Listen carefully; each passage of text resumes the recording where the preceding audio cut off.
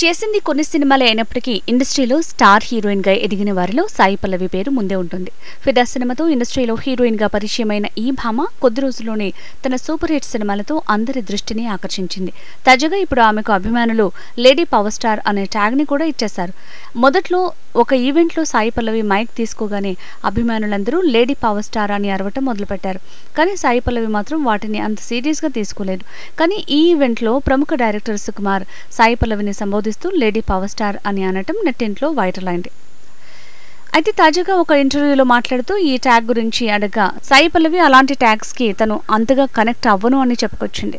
తన మీద అభిమానులు చూపిస్తున్న ప్రేమకు తనకు చాలా సంతోషంగా ఉందని, కానీ ఇలాంటి ట్యాగ్స్ తీసుకోవటం వల్ల తన మీద ప్రెషర్ పెరిగి అది పర్ఫార్మెన్స్ మీద ఇంపాక్ట్ చూపించే అవకాశం ఉంటుందని, అందుకే అలాంటి ట్యాగ్స్ ని తను సీరియస్ గా తీసుకోనని చెప్పుకొచ్చింది సాయి పల్లవి.